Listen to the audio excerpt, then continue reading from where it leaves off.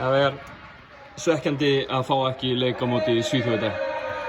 Það mjög svekkjandi hins vegar því að greindist alltaf COVID-smitt í herbúðum þeirra, þannig við þurftum bara að taka á bringuna, bara nóg þroska til þess að skilja þetta og Sem betur að hafa varan á.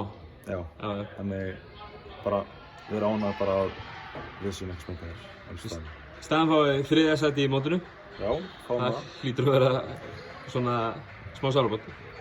Já, við hefðum alltaf viljað spila þriðja sætið, svona gera þetta meira spennandi en við tökum bara þriðja sætið og við erum bara mjög sáttir með það sko. Hvernig myndirðu mótið svona í heild?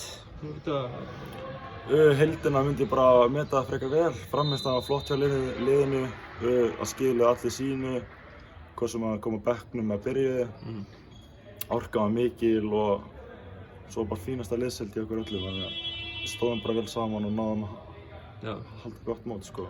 Ljósið þess að leiknum í dag var aflýst, hversu mikilvægt var að vinna þennan leik með einu stígi í gærkvöldi? Það var rosalegt.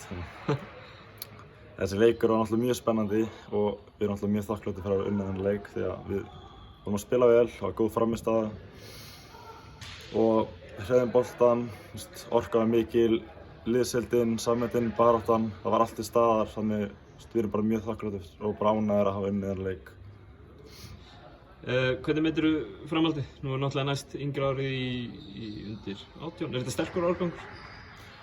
Þetta mjög sterkur árgangur, þannig við sjáum bara aðeins til með framhaldið og bara... Skemmtilegir strákar? Já, mjög. Hver skemmtilega finnast í liðinu? Týr, Týr má eiga það. Frábært, takk.